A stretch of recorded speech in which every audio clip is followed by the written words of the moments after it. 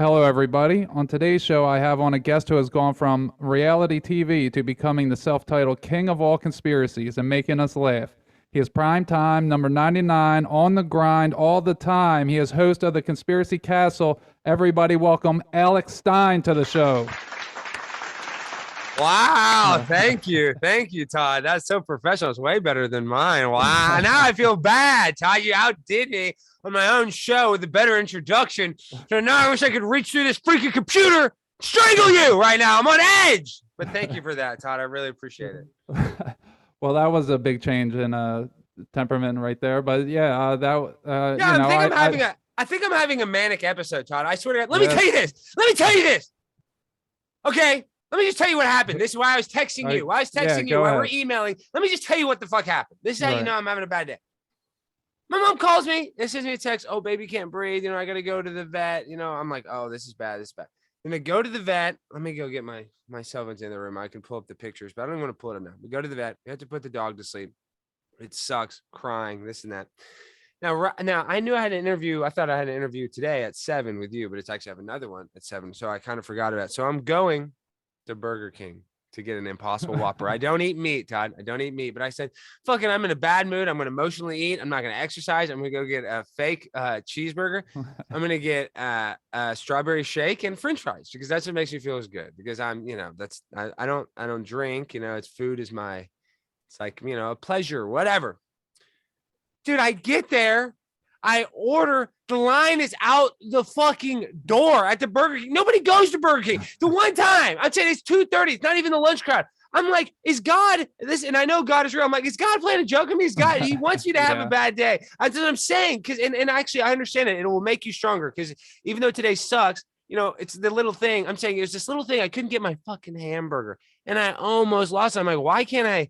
Why is this making me so mad? Then I had to do the show, and I was actually happy that I had to do the show because I know now I can come here and talk about it. And this is my free therapy. So that's why people don't realize I was actually looking forward to doing this, but it just still sucks because I'm not in my typical mood. I'm in a bad mood because I had to put a dog to sleep. It just sucks. Yeah. Hey, let me get my phone. I think my phone's in the bathroom. Hold on. All right. So I'm glad to be on the Conspiracy Castle. Everybody who knows Alex and doesn't know me. Let's see if this works. Oh yeah, I got shorts. No thing. No pants. But let's see if I can make it. Let's do a share screen. Breaking down the fourth wall. Host disabled participants. Oh, you don't want me to be able to share the screen? Can I? How do I do that? I think you click allow share screen. Click mine on the top corner. Do allow share screen. Allow share screen. Didn't offer it. It doesn't? Hold on, let me see. Hold on, let me go on my maybe because you're see, it says host disabled participant share screen. Let's see. Hold on. But I'm a host too, so that doesn't make sense. Yeah, it's not even asking me about screen sharing for anything. That is so weird. Oh, let's do this. Let's do gallery. Let me do this. Hide self view. This is so weird that it's okay. So I guess you're now the host. So I'm not the host anymore, I guess. So click make me a host. Okay. So how do I do that? Okay. Click in the top corner. Or my thing, I think it says make host. Make host? Yeah. Does it say that? No, I don't see anything. I see. I know this is weird because all of a sudden now it's like well, I guess it doesn't matter here. I'll just pull up the pictures for I was gonna share my cell phone, but this is okay. Wait here. I just hit multiple can share simultaneously. See if that works now. Screen share. Yeah. Okay. Let's go to. Oh shit! Let me plug my phone back in. Let me get out of this. Let me go to the photos. Allow. Okay. Yeah. Hold on. Where share screen? Okay, I think it does let me do my phone. Hold on. Let me go to pictures. Okay, let's do share iPhone or iPad share. Oh God, I had to do a plugin. Of course, let's see if it works. It's installing right now. This show is kind of already off the rails side, but luckily, please connect the same network as a PC. Oh my God. Okay, of course, this is gonna take too long. Let me just do stop share. Let me just show everybody. So this is today. This is me and the dog crying. Look at me. Look how sad I am, just bawling. I mean, this is my mom and I just freaking This is him. This is him being put to sleep. Oh, dude, it's so fucked up. I'll talk about it. I guess I'll show it later, but I mean, this is his last. These are his last moments alive today before we put him to sleep. Just sucks. It's what I could put you in that low vibrational state. And see, you know, honestly, though, I'm like trying to look at it in a positive mindset in some sort of way, like try to take some sort of positivity from it. And this is what I think it is. It's like I was just at this school board meeting and I just did it. And I went and I trolled him and I talked about, you know, like, you know, being pro-mask, pro-vaccines and all this retarded shit.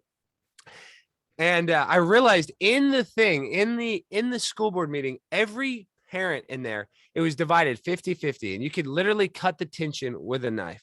And the pointless thing is like, I'm in there laughing. I'm like the only one that has a sense of humor. I'm not saying that's a good thing, but what the problem is they want us to be in that constant state of turmoil. Yeah. And Matt, like, if people don't realize what I'm saying is I was enjoying it. I literally seeing these people pitted against each other. It sounds really bad, but I'm like, oh man, I'm so happy I'm not them. I'm so happy I'm not really like this emotional about it, because even if I had a kid, I wouldn't want them to wear a mask. I'm sure I would be so emotional. I'm lucky to not have kids. I'm not saying it's necessarily wrong, but they're just falling into the trap. So like, they're like hating each other over this fear, over this like stupid little virus, this and that. They're just but really, at the end of the day, none of that shit matters, because when your dog dies and something bad happens, I mean, you know, it's like none of that. My dog dying and whatever the fuck, some school board meeting, it just gives you perspective of what you really care about, what you really love, what really makes you happy. And that's the problem, is people actually get joy out of fighting with one another. And so that's why, you know, we've created this like instant dopamine, cortisol release, like hatred fight, where people are addicted to that. They're addicted to, like, what happens, people they want to throw that emotion off of them, and the more it gets thrown onto them, the more that they throw it away. So if someone keeps, you know, treating you like an asshole, then they're going to get treated like an asshole by so many other different people, and then it's just a never-ending cycle, because they're getting it from everywhere else, so they're trying to throw it off of them. That's what it's a constant battle. I think you're 100% right. It's like they want, or misery loves company. Like if they're feeling bad, they want to bring you down with it. Right. It's really sad. But like I'm saying, this gives me perspective, because I mean today sucks, but it's like, and it makes me love my cats a little more, the dogs that are alive and the animals that are alive. Makes me, you know, respect them a little more. And like my mom said, her cat was like with the dog last night. So there's some sort of, this is how I know this God is real, because he gave us animals. He gave us these things that give us so much joy that, you know, I'm crying over. And it's like, I'm, you know, kind of, I'm not anti-cry, but I'm kind of like anti-baby back bitch. Let's not be a little bitch and cry about everything. But when my dog died, I'm sitting there crying. I don't care. I don't feel gay. I don't feel whatever. I feel, that's what I'm saying. I feel it takes a man to actually cry and actually admit it. You have to have strength in you to admit weakness. 100%. But like, it almost just felt real. It was just a real visceral response that my body wanted to do, and I didn't fight it. And then, I mean, I don't know what to tell you other than I'm all scrambled. My brain is scrambled eggs. Because like I said, I've actually done this for a lot of dogs. It's actually like the fifth dog I've been in the room for. Yeah, I'm an animal nut. I've grown up with so many animals. So I knew it was going to be like, but this is the first dog. This is my mom's dog. It was a Chihuahua. So like, I've never had a dog you could actually hold it after it was dead. And it's just, I mean, it's a low vibrational state, Todd. So how do we get out of this low vibrational state in your opinion? Keep bringing your cats to purr on you. Yeah, well, that's true. And Todd, okay, I know I've been bogarting this because you probably didn't expect to talk to me like, you know, literally and about 2 hours after I had to put a dog to sleep. But tell me a little bit about yourself and your connection, and how did you realize they were hiding the creator, Todd? Well, so about 2 years ago, I woke up and it was a very fast-paced thing. I went from, 6 years ago, I was in prison. I was a drug addict. I was 280 pounds. I was so many awful, terrible things. Slow down. So you're a fat drug addict, Todd. Okay, I like this. Smoke cigarettes. No. Dude, I'm saying I've done every drug there is. I don't use drugs anymore, but I'm saying it was a crush. So you were fat, but I bet you're probably getting laid if you're getting drugs. Like I'm saying, I bet there's something about drugs and getting chicks that I don't know why. Well, but it's all low vibrational, so it all hangs out in the same places. Exactly. Okay. And then so what did you get arrested for? I burglarized pharmacies. So Shut up! Wait, you're a badass. Wait. So would you go in the back door and take all the Xanax and all the shit out of a pharmacy? No, I broke down the glass doors, and I would go in when no one was there. I broke down the door and I would go in Why the place was open? Like what? Like no, what? no, What? no. It was at night when they were closed. Wait, Todd, so you're a fucking hardcore man. I You're a was badass. Todd, but see, and this is what somebody's not gonna realize. See, Todd, I know you're a good person. I know I can already tell because you can talk about it, but this is what people don't realize that are listening to stories and go, why would this guy break into a pharmacy? You were under the influence of drugs when you were making those decisions. Yeah, you were I so was an pilled addict, out. yeah. Yeah, not even that. I was suicidal. I was a horrible person. I was like the worst person ever. And now I don't even listen to rap music anymore. Because why? It triggers you to kind of want to do drugs or something like that. No, I just completely changed myself. Like last year I had a 6-pack. So I lost a ton of weight. I was losing my hair and now I have long hair. There's everything about me has changed. Not one thing is the same. Have you ever seen the show Travelers?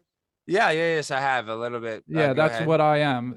That's how I feel anyway, that I'm a new person in this body, that something new took over. And like the eagle landed in and connected all of my chakras, and I have a Kundalini awakening. I cut the head off the snake, and I actually offer mentorship programs on how to awaken your Kundalini and how to control yourself and how to better yourself. I have a mentorship programs for it because it's not that's an on easy your thing. website. That's on your website. Yeah, EmmanuelKingman.com. Yeah. What do you weigh right now, Todd? So I'm like 185 or so right now. So that's 100-pound weight loss, basically. And see, you know what? This is for the other people out there that if they're struggling with their mental health and depression. I was the same way. I got up to 295 pounds and I got down to 185. Now I'm back up to 215, but I'm still 36 waist. As long as I don't get above 36 waist, I'll be fine. This is what I'm saying. I was dieting and exercise like crazy. Guys, if you want to heal your depression, now they're going to say they're going to say no medical advice. This is not medical advice. I don't want to get in trouble with whatever, YouTube, wink, wink, whatever the fuck. If you're depressed, all right, guys, you can heal depression. And I know like your mom dies, your dog dies. Like I feel you can't heal that, but I'm talking about continual, a chemical imbalance in your brain, whatever the Sigmund Freud, they're going to say, you can actually heal that with diet and exercise.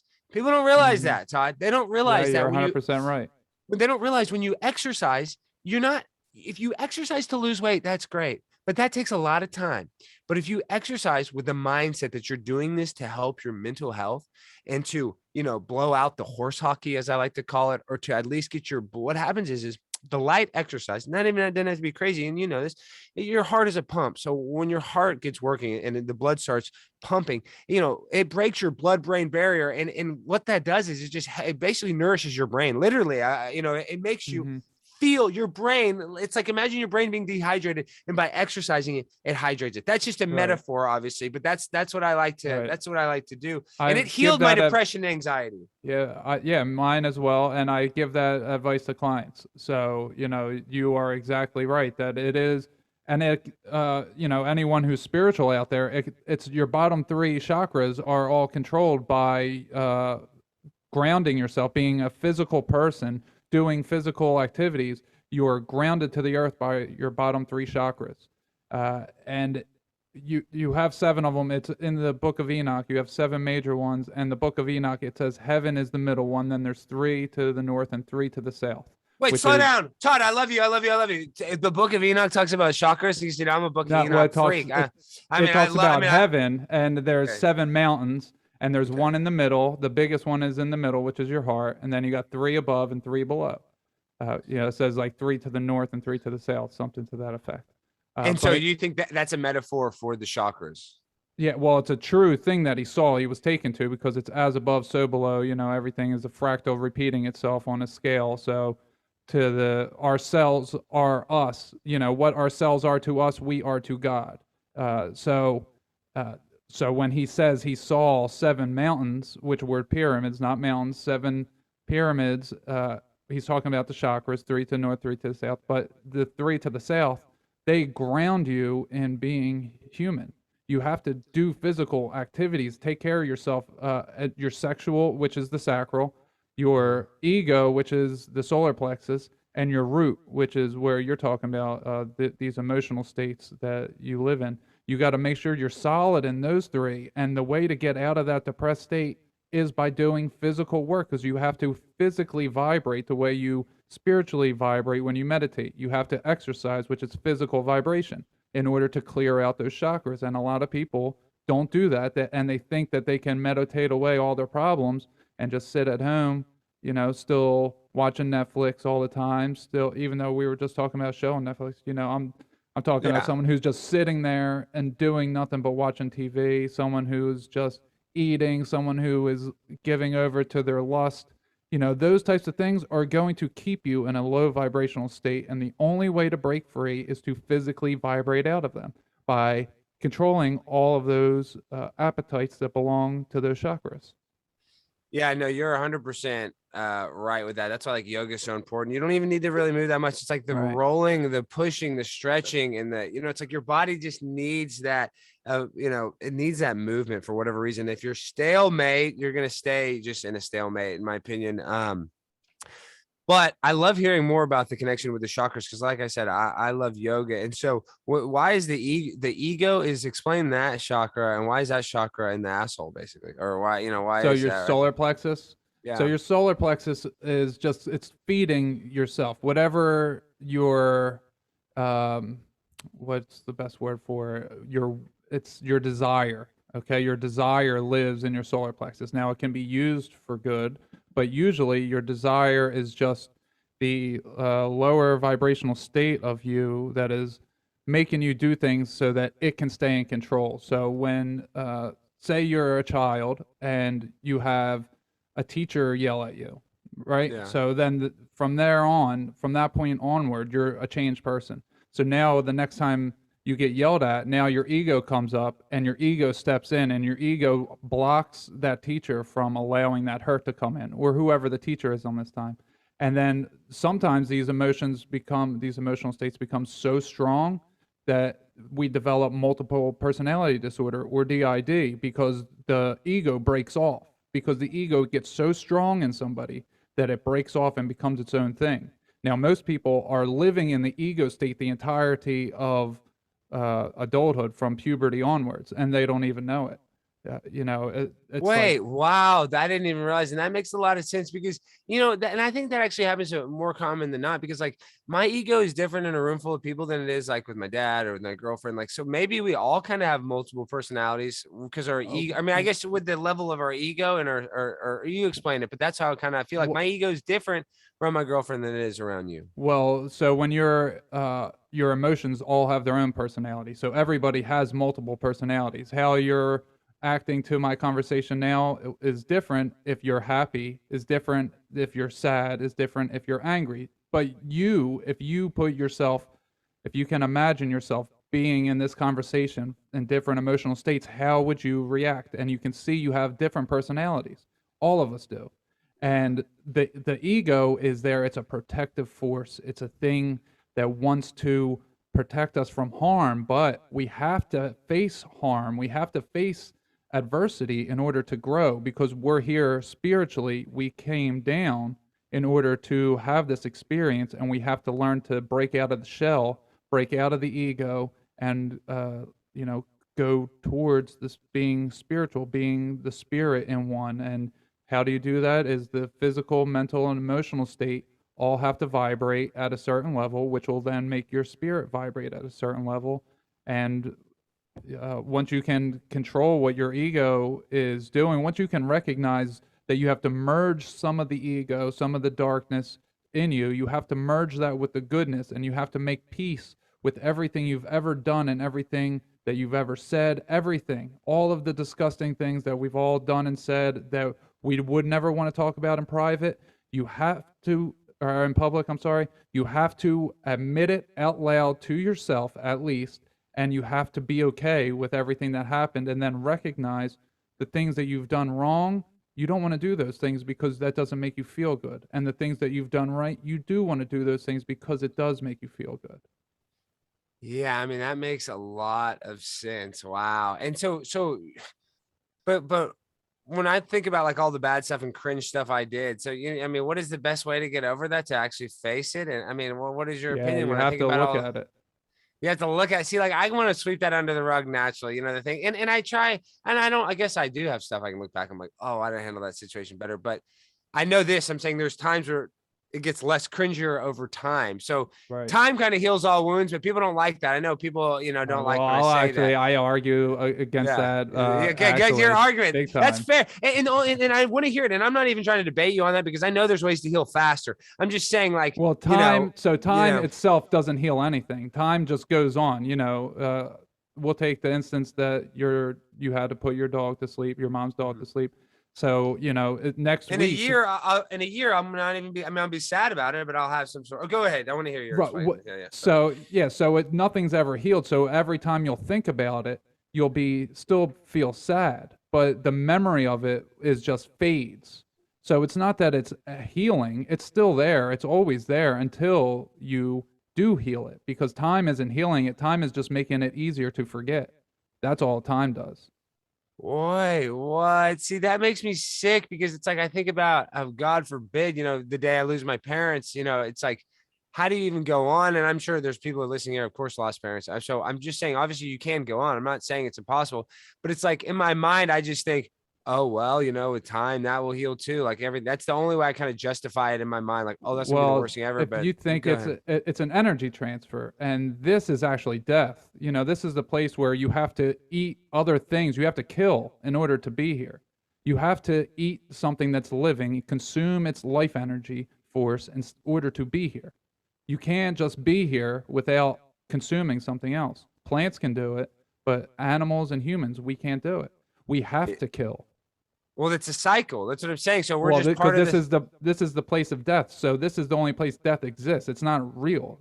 As soon as you die, you just wake up somewhere else. You wake up in a alternate timeline. You wake up in a parallel reality. You wake up like you do every morning. You just wake up.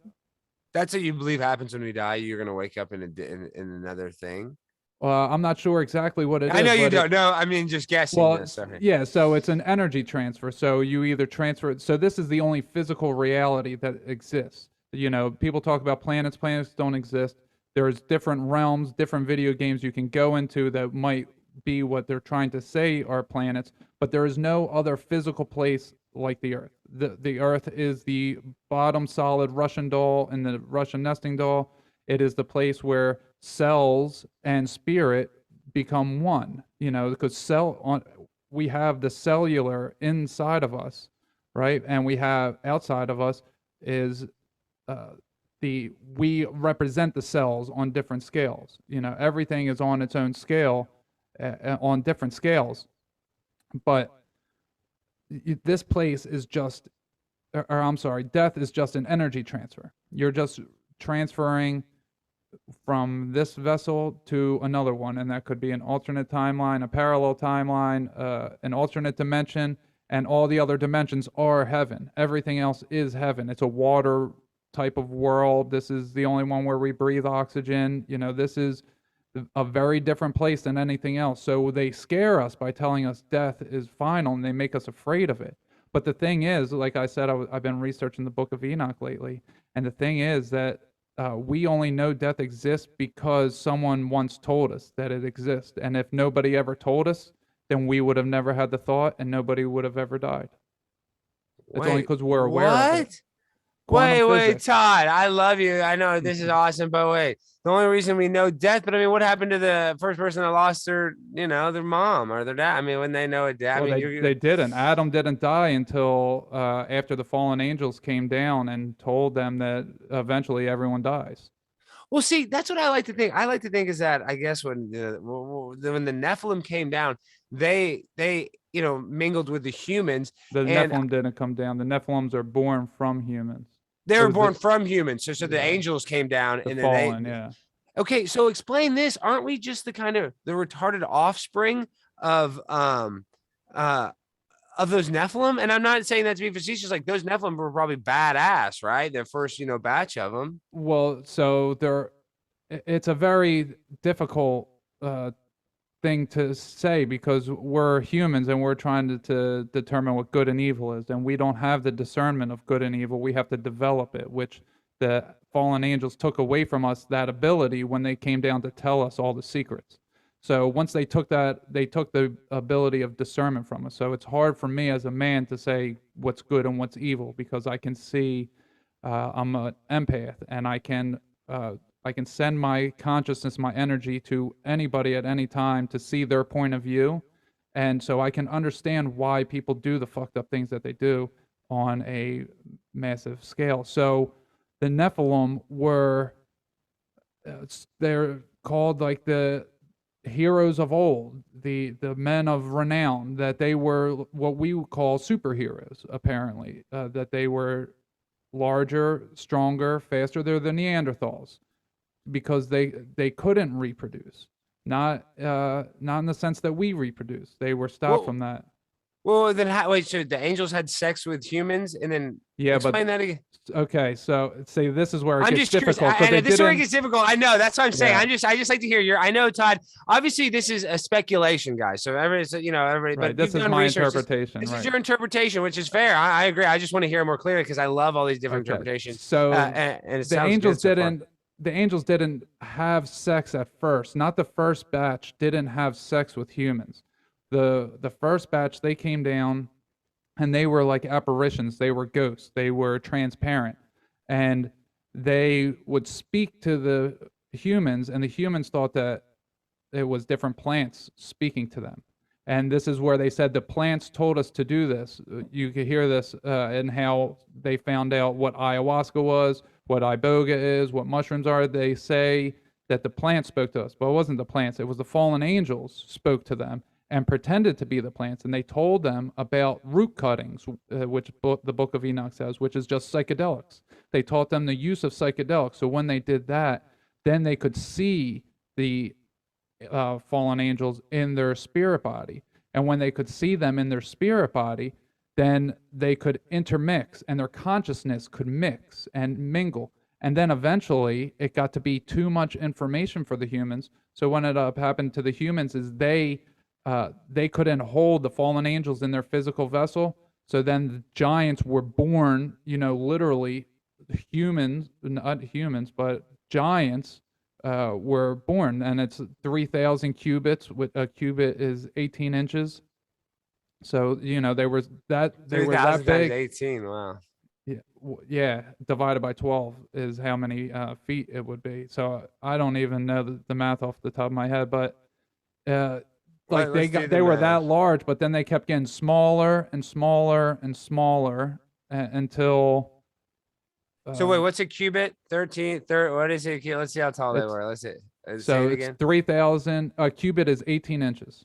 Okay, so 3,000 times 18 divided by 12 equals. They're 4,500 feet tall.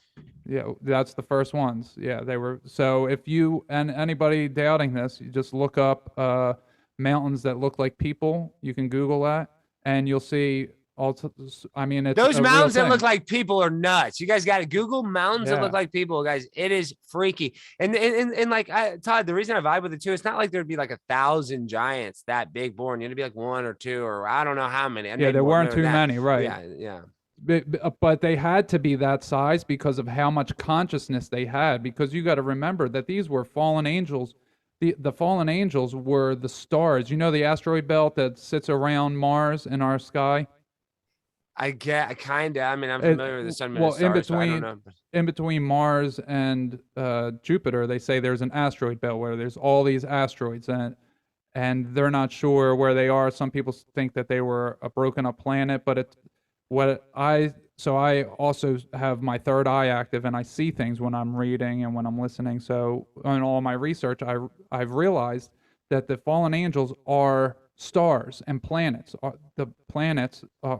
They were consciousnesses, and they saw humanity down here, and they wanted to come help us out. So they left where they were and came down to the earth, and so they're massive amounts of consciousness. So that asteroid belt is all former vessels of the stars that have the fallen angels that are now down here. And so what ends up happening is that there's so much consciousness, so much information that they couldn't fit in just this physical form. So they were 4,500 feet tall. And then over time, they would not shrink, but they devolve, basically. Yeah, the longer that they lived on, the more that they devolved, right? Like you're saying. Yeah. So then that It's like this. It's being like this. It's look at these dogs. If you take like now these crazy breeders and they try to breed these like crazy dogs, like a golden retriever or chihuahua or whatever, they try to do it. Those dogs have shorter lifespans and more susceptible to illness because they're just not their genetic makeup of the original breed. So I'm guessing humans with the Nephilims, with the angels, it's not the right breed. So the more it intermingles, the less potent the blood or genetics would be. Right. So over time, what ends up happening is that genetically, the fallen are able to manipulate humanity's DNA and the Nephilim's DNA to then be what we are today. So, like as we started this little 10-minute thing that I went on. Yes, we are part fallen angel, part human, and that's the eagle versus the snake, that it is, those two things happening to us. I agree. Wow. And because there's something more to this. Like people want to think, I saw some like TikToker, all these atheist kids. I'm not even saying I wasn't like that at one point. Not that I was necessarily atheist, but I didn't necessarily think there was some eye in the sky creator. But what I'm saying is they want you to think you're on the spinning rock. You evolved from nothing. Your life is meaningless. So that, $7.77. Thank you, Drew, so much for the donation. It's a beautiful number. Yes, 777. So I'm saying they want to take away our spirituality. They want to disconnect us from God. They want to make us as disconnected as possible. So what I'm saying is, I know that you and I are spiritual beings where there's something more to this reality. Like it can't just be Facebook and internet porn and McDonald's and and jacking off or whatever. I mean, there's something spiritual going on, and there's a lot of Gnosticism. There's a lot of religion. There's a lot of, different people trying to tell you how to connect to that. But I think at the end of the day, there's almost more people trying to disconnect you with it, if that even makes sense. So it's like when they try to hide the creator, they try to tell you at a very young age that you evolved from pond scum. It makes me feel like I don't even need to be convinced. There's no doubt in my mind that there is a creator. I just don't know how the best way is to connect to them. I think there's multiple ways. Yeah, I agree with that. Why don't you run over the flat Earth stuff for my audience? Okay, yeah, Todd. So a little bit about the shape of the Earth. Yeah, I didn't even get into it. I didn't even know. See, this is the thing. I'm Primetime 99 Alex Stein. I'm a comedian. I like to joke around. I like to have fun, but people don't realize this. This is what pisses me off. So, Alex, you're such an idiot. You can't figure anything out. Let me tell you something. That's exactly correct, because it only takes an idiot to realize that we are not on a ball made of 76% water. Physically, it's not possible, but this is what they tell us, Todd. This is what pisses me off. Listen, I get it. Flat Earth sounds so stupid. I don't necessarily think the Earth is flat. Over large bodies of water, yes, water does lay flat, and we have pictures to prove it, but there's mountains, there's hills. All you got to do is look at this. The lowest we can go is 8 miles deep, the Marianas Trench, the Great Borehole, which the Russians dug. It was less than 8 miles. About the highest we can go is about 8 miles high. I think it's like 120,000 feet. It's like the highest we've got put a balloon, which is roughly about 8 miles. I mean, that's just as far as we can see. Now you can say NASA sends rocket, this and that. I'm just talking about what an amateur person can do, a normal person, not with NASA. Now then you can send a balloon. I didn't know it was 8 miles up too. That's interesting. Yeah, it's about 8 miles up too. So what I'm saying is this. We can get into the biblical description. I don't even want to, and I will get into that. This is what pisses me off the most about the shape of the Earth, though. It's not even about the shape. It's about the machinations of the universe. They tell us that we're on this ball and that we are spinning 25. They tell us we're on a ball that's 25,000 miles around the equator. So that would mean that we have to spin roughly 1,100 miles an hour at the equator. It gets a little slower the more north you go. So I'm in Dallas. So I'm going around 700 miles an hour, supposedly around the equator. And on top of that, the Earth is orbiting the sun 66,600 miles an hour. And then the sun is going 1.4 million miles. And then on top of that, we're going in concert. The entire Milky Way galaxy is going 4.4 million miles an hour through an ever expanding universe of space. Yet every single night you can look up and see Polaris, the North Star. No matter what, you're going to see it. And on top of that, you can see the Big Dipper. You can see the Little Dipper. And you can see the pattern in the sky. So they tell me that I'm going literally 4 different directions. It doesn't make sense. And then on top of that, you look at the sun, you look at the moon. They're the same size to our eyes. Oh, they tell you, oh, well, it's 1/400th the size and it's 1/400th the way. And so it equals out. So that's why it looks the same. No, bitch. No, bitch. They're the same fucking size. They say, oh, well, you know what? You're in Dallas. When you see a sunset, you know what that means? That means you're falling backwards. You're on a ball made of water. They tell you you're going 700. You're falling backwards 700 miles an hour. And that sun going, no, that sun is falling on its own. The sun is moving. You cannot tell me any fucking different. I don't need to be. And this is what pissed me off before I even get to NASA and all this stuff. As a kid, you know this. There's so many videos of kids watching rocket launches. They see the rocket and they see, oh, mommy, the rocket's already going down. It's just bullshit. They tell us about space, Todd. I get so pumped up. What they tell us about space is so false. And when I hear guys like you talk about space, that those stars could be Neville, that's what I want to hear. That is the speculation. That is the stuff I want to hear that actually kind of sounds like, you know, instead of telling me that it's all nothing and that the Big Bang happened everywhere and that these cosmic rocks are just floating, you know, there and there's stars and this. I would rather hear somebody tell me they don't have any fucking clue than that fake bullshit that they tell us. Well, space is water. It's warm water. It's not a vacuum. That's just the most ridiculous thing ever. And I don't know that if the Earth is flat. I actually think it's kind of like it's a marble. We have an atmosphere, which that's the sphere that is outside of us. But there is something round. I'm saying there is something round to the universe. There's no doubt about it. But the fact that it's a ball, I don't necessarily think. But like I said, I don't know. I want to hear your interpretation. But this is the one thing you want to say. I meant to cut you off. You know how we know that there's liquid above the firmament that's described in the Bible? Just go. Nobody's ever done this. Look at stars through a telescope, guys. It literally looks like my background. It just looks like flashing lights. It doesn't look like you would think. And once you do that, you can tell it looks like it's in water. I mean, the way the light shines, it really honestly looks like a light in water. Well, do you know why they tell us the sky's blue? What's the official reason? I forget. They tell us the sun is reflecting off of the oceans. Oh, that's the official. Yeah, wow.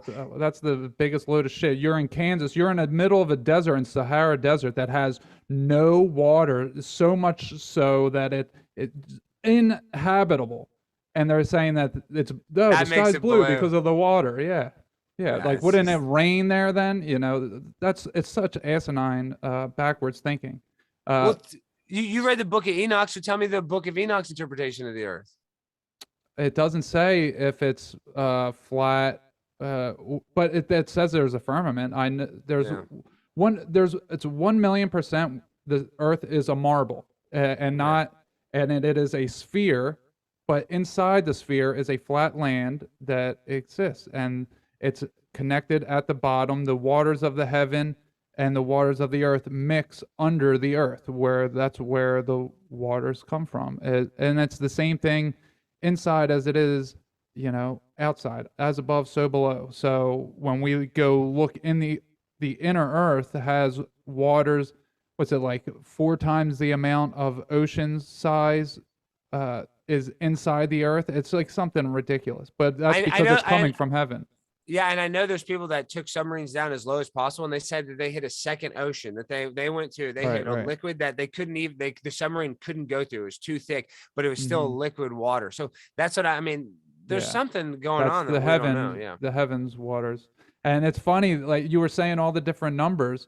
Do you know anything about the International Space Station?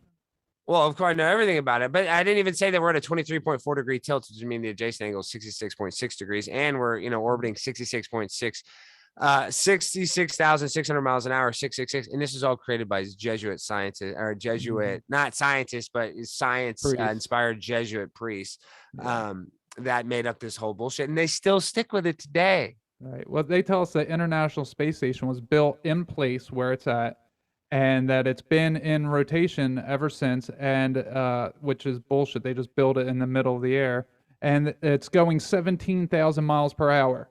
17,500. And you know what that means? That's 5 miles a second. That's teleportation. I don't think you can send anything physical, maybe a text message. You and I are sending signals that, but you can. I don't think you can get a marble and make it go 5 miles in 1 second. That's just impossible.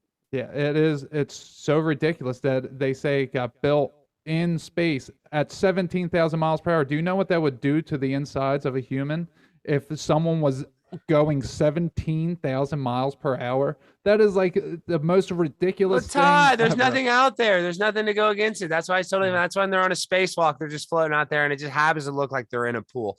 So I mean, dude, it's absolutely absurd what they tell us about space. And then the Chinese just got a freaking International Space Station. Well, let me just tell you something. I don't know. Well, I'm not a contractor or anything, but I've seen some houses being built. It's all Hispanic guys. All right. Unless there's a Hispanic space crew, I don't think they're going to be able to build this stuff. And I'm not even saying that to be facetious or I love Hispanic. I don't think Don Pettit is smart enough to build a machine going 17,500 miles an hour. And even you look at the interior of the ISS, a freaking submarine has a crew of like 120 people just to maintain the machinery and to keep it clean. They're up there like 13 people eating nacho cheese, squirting out water during tests. Like, oh, look at this. Dude, it would take a team of people to keep all those wires and all that stuff safe. And the fact there's not an accident. Like, why haven't they done the fake accident, the Challenger 2.0? That kind of pisses me off. How could they dock to it in order? You would have to be moving faster than it in order to then slow down to dock to it, right? So how fast can the human body go? According to NASA, this is just so ridiculous. Well, just watch some of the first episodes, or I call them episodes, the first footage of them showing the International Space Station docking and stuff. I mean, guys, it is so crap. But what opened me up to all this, because somebody's gonna be listening to this right now. I'm sure somebody's watching my channel. Time like, well, look at this Todd guy. Alex, you're such fucking idiots. They don't look at it. Listen, bitch ass. I'm saying this, Micro. Go look into the moon landings, guys. Go look into how fake NASA's been, how shitty NASA. They have these spacesuits that. Forget the rockets, guys. This is what pissed me off. Forget even having the technology. We don't have the suits, guys, to go in space. I'm yelling, saying we don't have the Apollo suits. They said that could go from 200 degrees Fahrenheit to negative 200 degrees Fahrenheit in an instant, and they could breathe fine, oxygen, heated, all the shit that we can't recreate today. We can't even build the same suit 70 years later, 60 years later. Makes no sense. I get, we can't make the rocket, guys. The hand mechanisms, the astronauts, when they got done filming, they all had scars on their hands from the gloves in the suit. They couldn't even make the gloves fucking work. So you're going to tell me they created some sort of technology that works on a planet they've never been to? It's so provably false. And it would take an imbecile, a brainwashed idiot that's actually done research to still believe it. And that's why I see those guys like Simon Dan or those like scientist people that still believe this space stuff. Those people have their ego chakra just so big. They have their little kid ego where they learned about space. They can't let it go. And it's sad. I think that's the problem is we have this youthful like nostalgia for space that it made us happy. We remember being in class, getting our animal crackers and learning about and drinking our thing and learning about the sun, moon, and stars. So when you tell people that that's all bullshit, it shakes them to their core and it actually makes their life. The one time it was probably good, the one good time in their life, now they have to poo-poo on it and say that's all fake. A lot of people can't handle it. It's too much for them. Yeah, it is so much, and it's so much programming because they'll just they'll see images in their mind. They're like, no, I've seen space, but it's always bullshit. What you see, it's CGI, it's movies, it's cartoons, it's all of its programming, completely and utterly programming. I mean, the whole universe is electric. The whole universe is alive. The Book of Enoch calls it the living waters, and what would make it living is electricity running through it. That's the only thing that could make water alive, would be if you had an electrical charge running through it. So, in order for them to say that it's a vacuum sucking, like then everything will go to the nearest thing of gravity. We would just get sucked. There wouldn't be no, we're spinning in this way. We would just be going in that one direction. We wouldn't be going all over the different places. That's, if you ever used a vacuum, everything goes towards the vacuum. It doesn't like, oh, I'm going to go over here for a while every year at the same time on time. It's all set because they are all beings that are doing their job that God put them to do.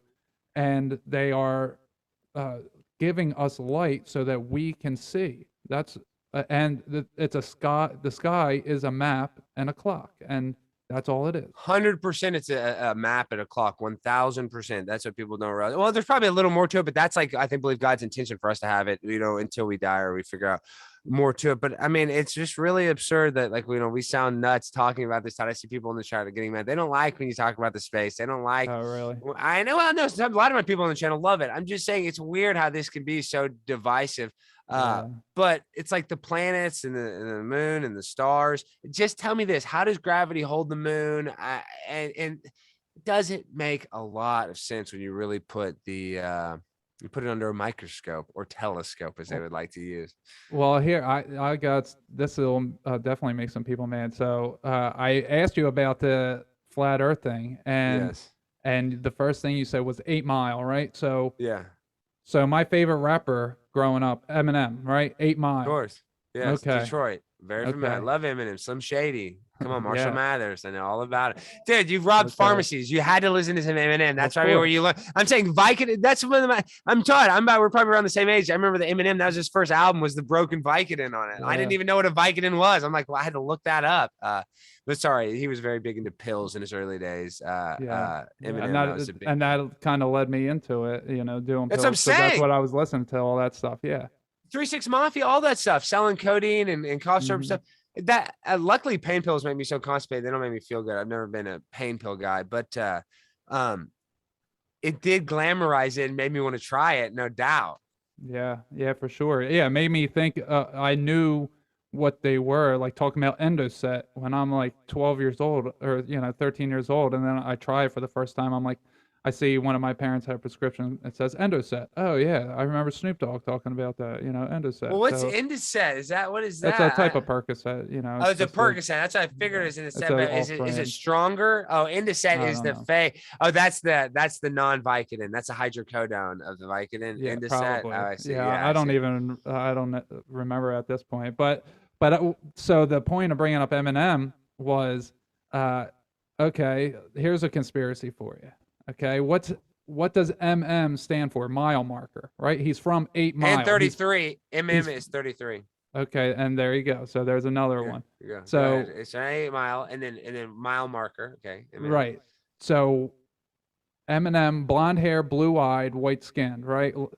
And who was obsessed with the blonde hair, blue eyes, white skin? The Nazis, right? Yeah. All right. And he's famously from 8 Mile, right? So maybe if we can only go 8 miles deep, and we know that there's tunnel systems under the earth, or in inner earth, that maybe he was born down there because he's a test tube baby, and that the Nazis have created. All right, so let's look at his initials. Slim Shady, the SS, right? The SS is real big with the Nazis, right? Oh shit, that is Slim Shady SS. Okay, keep going. I like this. All right, so his name is Marshall Bruce Mathers. So if you, Marshall, if you replace the S in Marshall, the C in Bruce, and the H in Mathers with a T, all of them, you get Marshall Brute Matters. And Marshall Brute Matters. So what do those types of things mean? Is Marshall means of war, like martial law, spelling it that way means of war. Brute is a savagely violent person, and Matters is an affair or situation. And it's not just Marshall Bruce Mathers, but it's the third, as in the Third Reich, as in, Marshall Brute Matters from the Third Reich, right? And so you're telling me he's like the leader of the Nazi youth? Okay, keep going. Is that what you're saying? Keep going. Sorry. So there's more, right? So he calls himself the rap god, right? Yeah. That he's consuming the life force of everything else, and he talks all about rape and murder, and like real crazy shit. He used to say rape and murder. Like, I mean, dude, Eminem used to be very hard. Like his rap used to be very hardcore, talking about raping Britney Spears, and he always talked about what's the Superman, George Reeves or whatever, Reeves. Chris Reeve and Chris Reeves. That's a Mandela effect. Which one it is, but. Dude, he had some very controversial lyrics. Okay, keep going. I love this gravy. Right. This is good stuff. So the reason why you switch it with a T is an S is the snake. So you switch the S with the cross, which is the T. The C is the crescent moon. So you switch that with the T. And then the H, I don't really have anything for the H. But you switch that, and that's what it said. But but you put the cross in. Well, actually, no, it's a broken cross. So if you have an H instead of it being a T, it's just one side and it's bowed down like a bowed down cross. I forgot that. So he calls himself the rap god. And who was one of his best friends growing up? Was Dre? Oh, no, Kid Rock. Or not growing up, but yeah. Coming Kid Rock was Kid his Rock. friend in Detroit. Yes. Right, and Kid Rock calls himself the Bull God. Right. I loved Kid Rock. Yeah, he had a As song, in The ball. Bull God. Yeah, as in Wow. ball, the Bull God.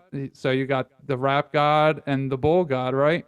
Wait, real quick. And what are the chances that Kid Rock and Eminem, both from Detroit, both like white rappers, both are like Kid Rock is like Donald Trump's biggest supporter or whatever, and Eminem like hates him. I mean, this is kind of weird. They're kind of the same person, but like they're kind of almost fake. Okay, keep going. I like this. So Kid is goat, right? A kid is a goat, and a rock is a dead piece of material. So rock is the only element that's not living. Everything else is a living sediment. So Kid Rock is a dead goat, right? And he's the bull god. So, who do the number 33, who do they worship? The Baphomet, the bull god, the Nazis. This is all connecting dots. They love the bull god. I mean, he used to have I Am the Bull. I had Kid Rock's album before. I had Eminem and Kid Rock's album. I used to jam them back to back. I mean, that was my ball with the ball, the bang, diggy, diggies, and the boogies, and up top the boogie. I mean, dude, that song was number one. Ball with the ball and that is a demonic song. I don't give a fuck. Anyway, definitely. Y'all play ball with the ball, the bang, the bang. I mean, but you hear what he's saying. If you replace the W's with an AL, he's ball to ball. Yeah, So, ball to ball. And the shape of the earth is not a ball. So here we go with the last part of it. All right, they're from Detroit, right? Now, if you break that word in half, you have Detroit. And Roy means return on it, and return to debt. On debt.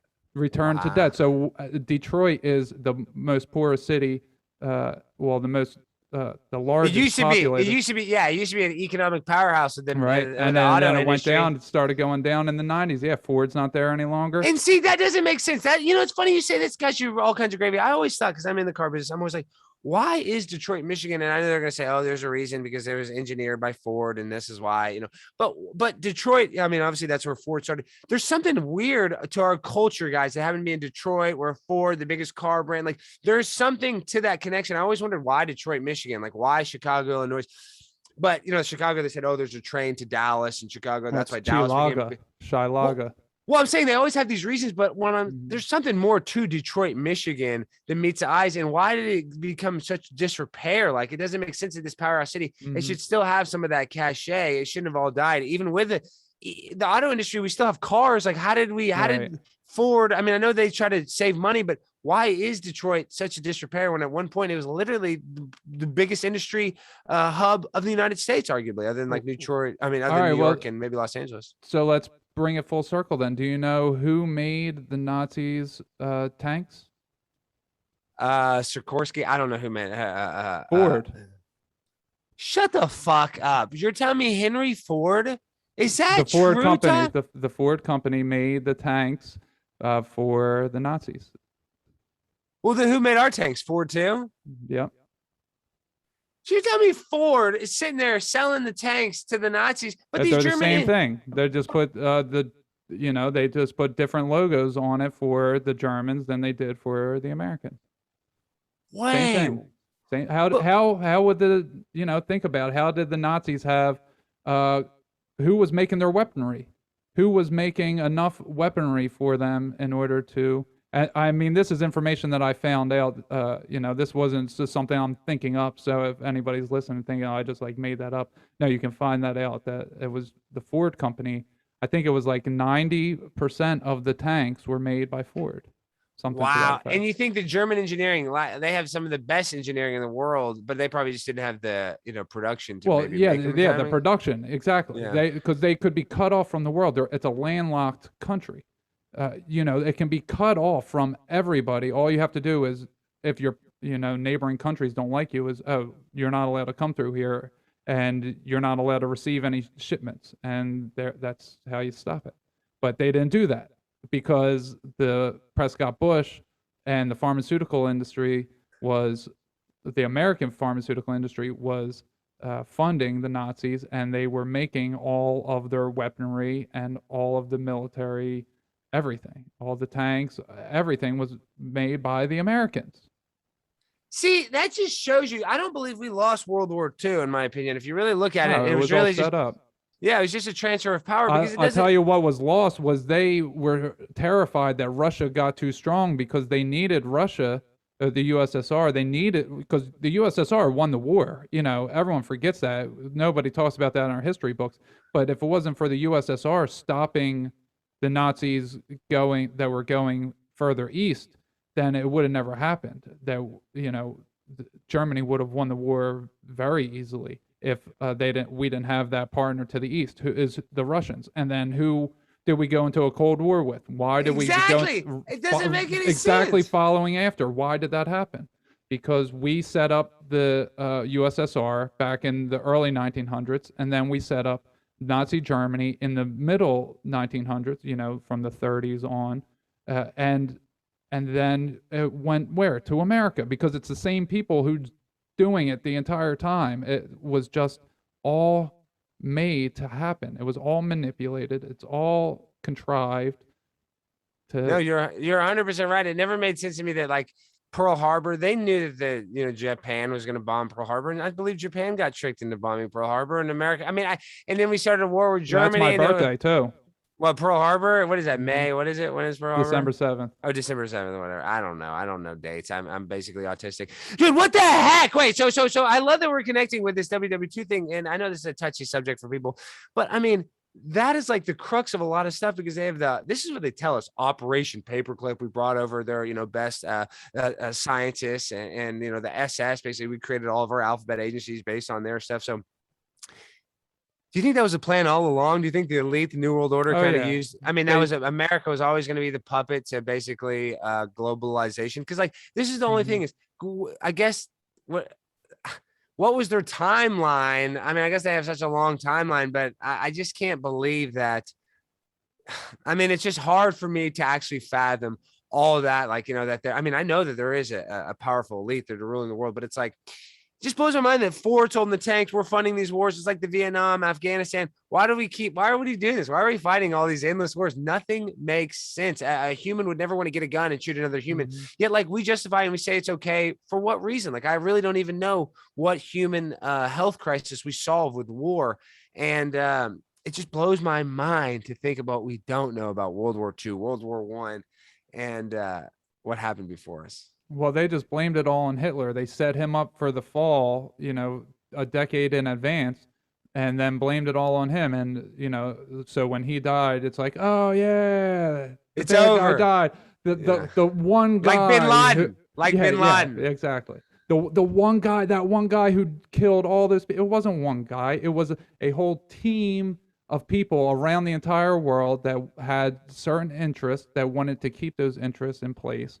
And if they wanted further control and further interest, then they needed to do certain things, which manipulated wars.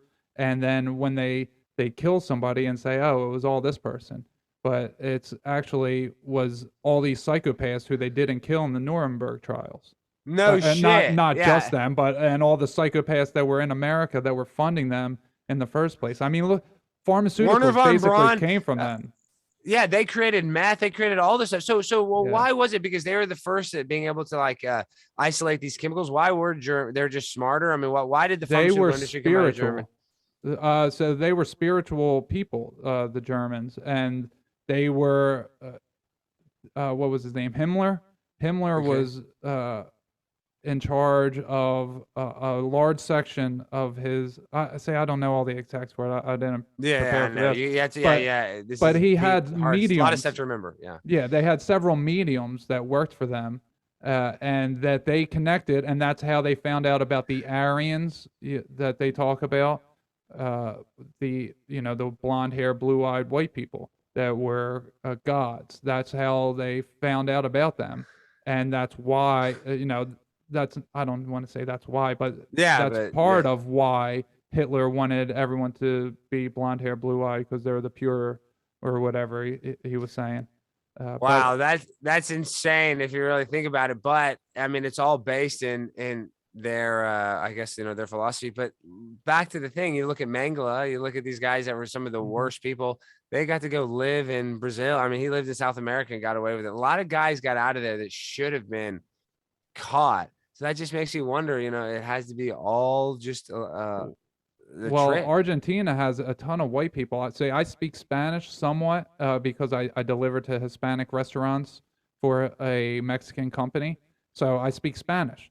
And I sometimes when I go in, I sound kind of fluent, the way that the words I know I sound very good at. So sometimes I go places and they ask me if I'm from Argentina because there's so many Nazis there. No, not Nazis, but white people. But why? You know what I mean? Because Nazis and recolonized there and made white babies. So that's I'm saying when you're speaking, "Como te llamo, me llamo," blah, blah, blah, blah. I wish I could speak Spanish. I live in Texas. But Todd, how did you learn? Were you able to speak Spanish? Duolingo. You did it on your own. So when you were robbing pharmacies, you didn't know how to speak Spanish. No, that's what I'm saying. I'm just saying I'm going to learn how to say. So I need to learn how to speak Spanish. So Duolingo, it works out. While you're exercising, were you learning Spanish, or when would you listen to it? Just on your own in front of your computer? So I do it every morning. I wake up and it's just an app on your phone, and you do like 15 to 30 minutes. So every morning, that's the first thing I do to get my brain activated and get me going in the morning. Because I do that, then I go meditate. And you taught yourself Spanish through Duolingo through an app like that? Basic Spanish where you can, conversational Spanish? Yeah, I did 900 days straight of doing Spanish, but I did it for 2.5 years before I ever even used it. I was just doing it just to better myself, and then God I moved 750 miles away to Georgia, and then the job that this job that is needed a Mexican somebody bilingual. Company, yeah, well, not bilingual, but I'm a truck driver by trade, is how I all my resume and everything. So when I saw this, I went there and I was like, oh, I already speak Spanish, and they gave me the job, and it was, what are the odds that I was practicing Spanish for 2.5 years before? So now I'm doing Greek. I've been doing Greek for like 65 days or so now. Why, dude? I'm about to do the freaking Spanish because when I have friends that speak Spanish. And I'm in Dallas. It's all Mexicans. We love Mexicans. I'm pro-Mexican. I'm saying it's a very high Mexican population. You're pro-Mexican? I'm pro-Mexican. I'm not. I ate a taco bowl. This is the best taco bowl I've ever had. That's a Donald Trump impression. When you speak Spanish to a Mexican, they love that more than anything, Todd. Tell them. When a Mexican sees a gringo speak Spanish, they respect that more than anything, don't you think? Yeah. Your dog's going crazy. We love the dog. We love it. Yeah. I'm just saying, people don't realize. They just treat you with so much more respect when you use, Spanish as a gringo, because they all know a lot of English. Yeah, and it's funny. They'll be talking back and forth to each other in Spanish because some of them don't speak English that well, and then I'll say something and they ask me, they're like, "Oh, you speak Spanish?" And I'm like, "Yeah, a little bit." And they're like, they get a little flushed sometimes. I don't know all the words, so like sometimes. But they get flushed because they might have been saying, "Oh, look at this dumbass gringo, fucking chipotle," or whatever they say, whatever their source. What do they call you? Whatever. What have they caught you saying? What have you caught them saying about you so far? Say, I don't know those types of words, so you don't know the slang. Yeah. No, I don't know the slang. I just know like the what you'll learn in a book, I guess. Duolingo doesn't teach you the Spanish version of the N-word. They don't teach you that. But okay, well, listen, we got about 10 more minutes to go. People are loving the child. They're loving you. They're loving. Oh, thank you. I love being on your show, and I'm so glad that you're coming on my show. You're on mine as well. So let me ask you a little bit now, please. You called the Howard Stern show and while Hillary Clinton was there and asked her if she ate babies. No. I edited that because I didn't have the footage from the day that I called in because they never put that on Howard TV. So I just put Hillary Clinton. I just used that as like the B-roll. So let me tell you about that story. Yeah, tell me about that. That's a funny story. That was in 2015 before the election. That was right when I was in my first. I loved Howard Stern. Dude, I'm the biggest diehard Stern. Just like everybody is. I loved him. I watched every episode of the E! Show. The first time. Hold on, before you go on, just to wrap up what we were talking about with the Nazis. And guess who else was in Detroit right around the same time Eminem and Kid Rock got big? He left right before where he got his start. Howard Stern. That's where he got shit, he was in Detroit. Wow, he did. That's where he did get his start. That was his first radio station. He went to that lousy place, and then went to country or whatever. So I grew up loving Stern. Like I said, the first time I ever cranked it, I think, was like to the Howard Stern E! Show. I mean, literally, like that's how I've been watching it that long. Maybe I cranked it before, but I just remember that. I'm just saying that was like the first time I saw boobs and strippers, and that was like a real maturation moment, I guess you'd say. So I love Stern. 2015. I get into the Jeffrey Epstein Lolita Express rabbit hole. And I was already into 9/11 a little bit. I was into, flat earth, but I didn't necessarily believe the earth was, flat or whatever. I didn't, I was still really a baby truther, as an infant truther. I still kind of am. But dude, when I called into the Howard Stern show, the way the Howard Stern show works, he goes on at 6 a.m. So that's 5 a.m. Texas time, because he's in New York, which is an hour ahead. So I was up all night researching Jeffrey Epstein, Marina Abramovich. I couldn't sleep. I couldn't fucking sleep. I was a nut. I had my phone and my laptop up. I was doing one of those, like, oh shit. I had to like have two things. That's when you're really a nut, guys. When you whip out your laptop. I'm like in bed, guys. It's like 4 a.m. I can't go to sleep. I'm like looking at this, putting this down, texting this, I'd say virginity, I meant cranking, my crankginity. But I want to say, let me go back to my research. So I'm like in this deep dark rabbit hole. I get up, I'm like, oh shit, the Howard Stern show's gonna call. Come on. That's how I had heard the way you get on. It's like you call a few minutes before, like you kind of call, right when the show's starting. So I called like 2 times. I think it was like at 4:30 or 4:35. Fucking Gary, or the first person, I forget who, I think it was Shuley who picked up. And I'm like, not nervous at all, because I'm in this weird rabbit hole. And Pizzagate was like this kind of like, it was just kind of bubbling where people had heard about it, but James Alefantis hasn't gone to whatchamacallit yet. Like it was still, it hadn't popped where like everybody's talking about it. So I asked him about it. I asked him all about Pizzagate. And you heard the thing, because what I'm saying is I call into Shula. I'm like, I want to ask Howard what he thinks about Pizzagate. He's like, are you serious? Do you believe Pizzagate? I go, I believe Pizzagate 100%. And the guy puts me on to Gary. He's like, are you for real? I go, Gary, 100%. Marina Abramovich, Jeffrey Epstein, Marina Abramovich, Jeffrey Epstein, and something is going on at Comet Ping Pong, blah, blah, blah. I mean, I'm Gary's like, all right, we'll put you on. I couldn't believe it. And the next thing you know, I talked to 2 people. Next thing you know, I'm talking to Howard Stern, and he's telling me, wow. It was that simple. He's telling me I'm an idiot. Was this at the beginning of the show you talked to him? No, I think I waited on hold like 45 minutes or an hour. No, okay. I was on hold for a little while. I was on hold for like 30, 40 minutes. Yeah. So they talked about some stuff, and I was listening to the show. But dude, while I was holding for him, I wasn't even listening to the show. I was like in this like manic state, like I get in sometimes, where I'm just like thinking like, oh, I'm about to talk to Stern, but I'm not even nervous, because in my mind, I'm like, I'm about to expose Jeffrey Epstein, motherfuckers. Like it's like something like I thought I was doing my social justice warrior, my call to action. I'm going to expose Jeffrey Epstein. Little did I know that, Howard Stern just laughs me off. I thought Howard Stern's gonna be like, well, you are right. That does look weird. Marina Bros. Little did I know Howard Stern's probably with Jeffrey Epstein on the Lolita Express. I mean, Howard Stern went from being this cool guy. I mean, I thought he was cool, but guys, now you listen to him. Now he's the worst broadcaster. He's the lamest broadcaster. I mean, he absolutely sucks. And for me, as a diehard fan, when Eric the actor, who's like, aka Eric the Midget, I don't know if you listened. Did you listen to where Eric, Eric the Midget? Yeah. Well, the day Eric the Midget died, the show jumped the shark, because the way he treated Eric the actor, who I love, Eric S. Lynch, R.I.P.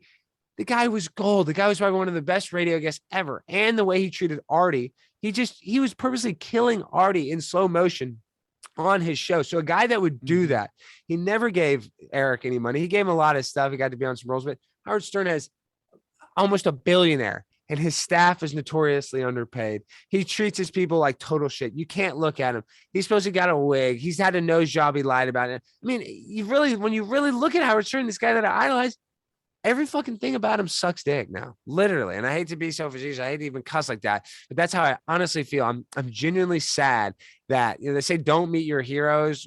I mean, I never met him, but that phone call I had with him, I canceled my Sirius right after that. I canceled my Sirius like a month after that, because I was so mad at Howard. I was so mad that he just shut me off. I mean, I still liked him, but now I don't have Sirius at all, man. I don't listen. I don't support Howard Stern anymore.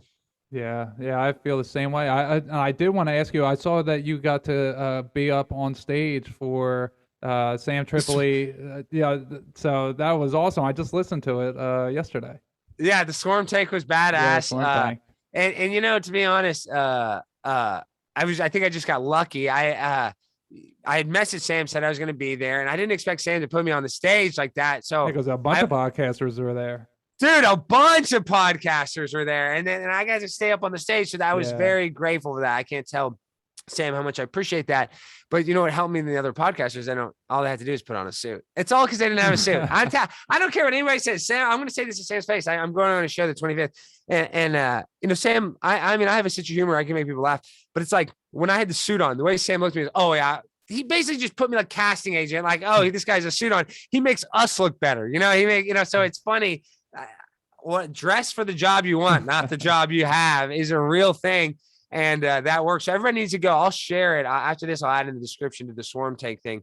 But that was so how many of those suits tops do you own? Is just the well, one, you know, I got no pants. You know, I know shit. I got dude. I'm like you. I lost a bunch of weight, so I got fat suits. Now I got skinny suits. But I go to the thrift store. I mean, I have some nice suits. Like this is this I got dry clean. This is a Ralph Lauren, if you can believe that.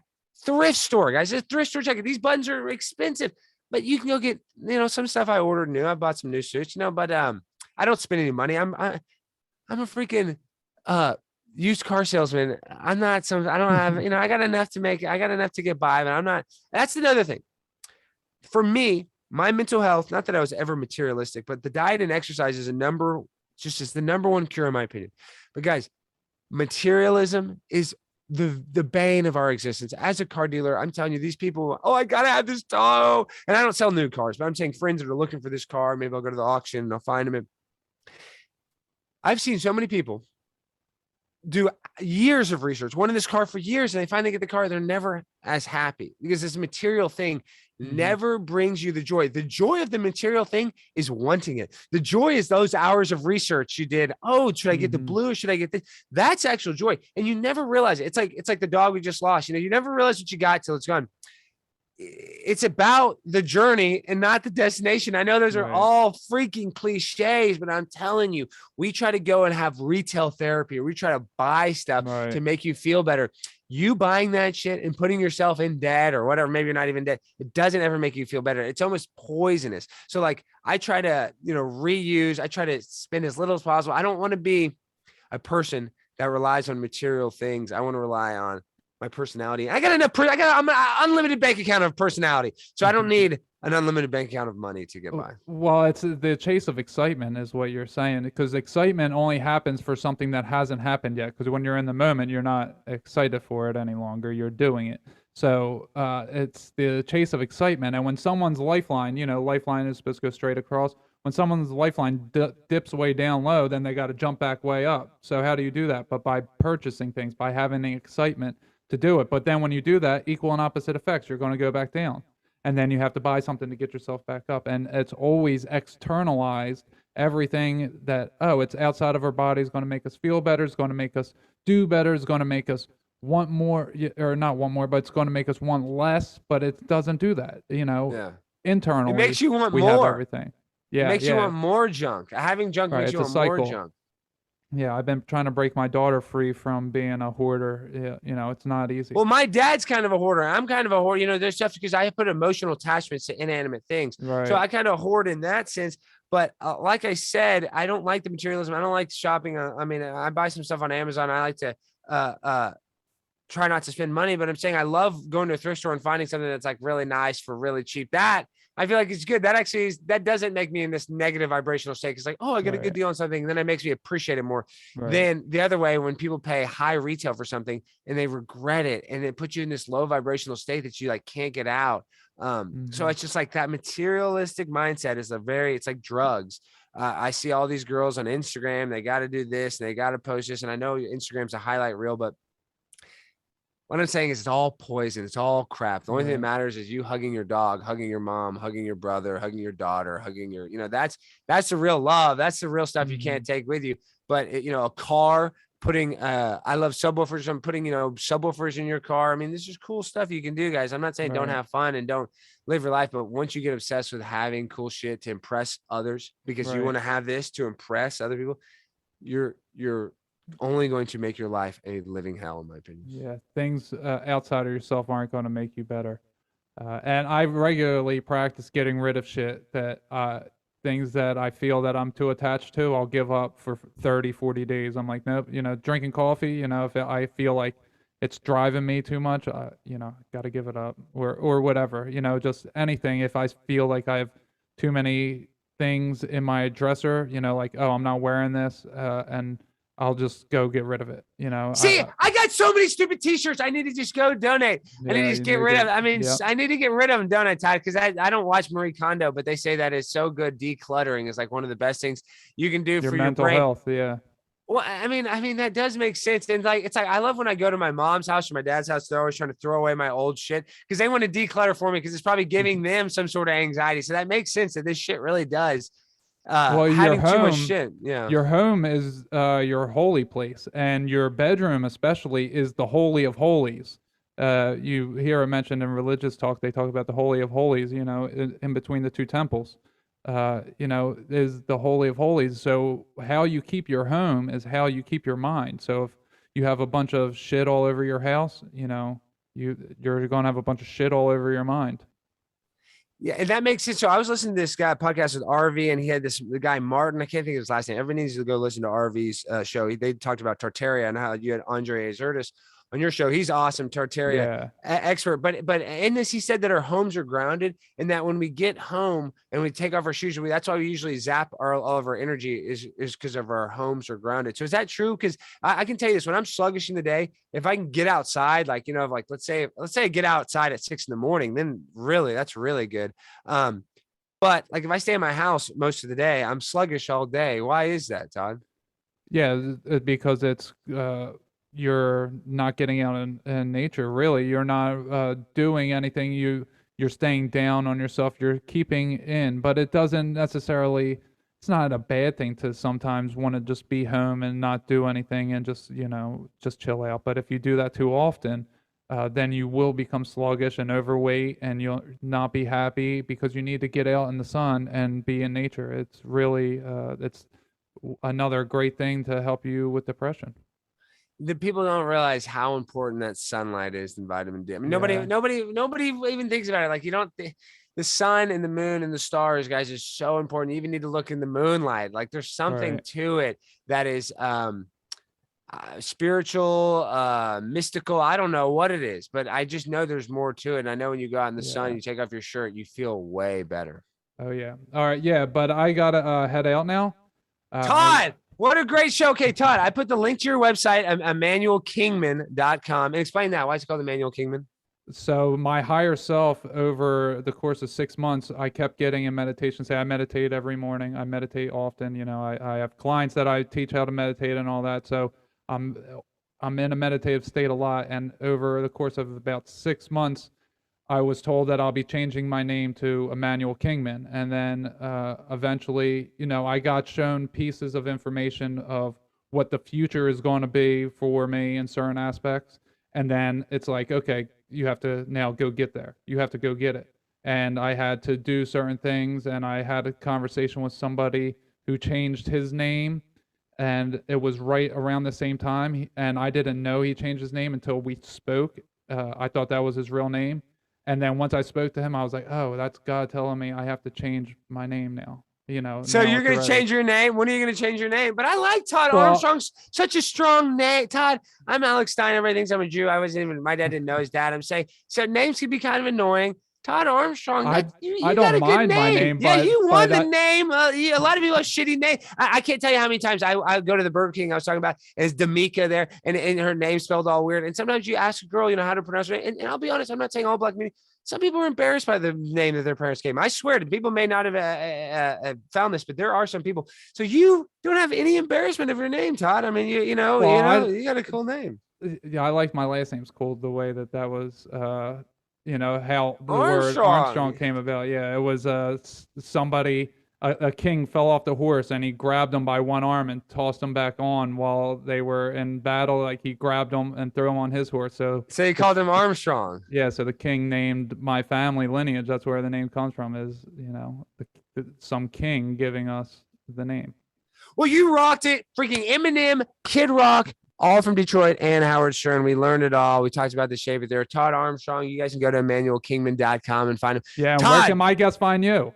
I'm at the Conspiracy Castle. I'm Alex Stein. You search me, dog. You're going to find me. I'm a freaking internet freakazoid. You can't not find me. Just put in a thing. Put Alex Stein freakazoid. Put in Alex Stein dumbass. Put Alex Stein autistic beauty queen. I will come up because I'm primetime 99. And I'll have all those links in the description.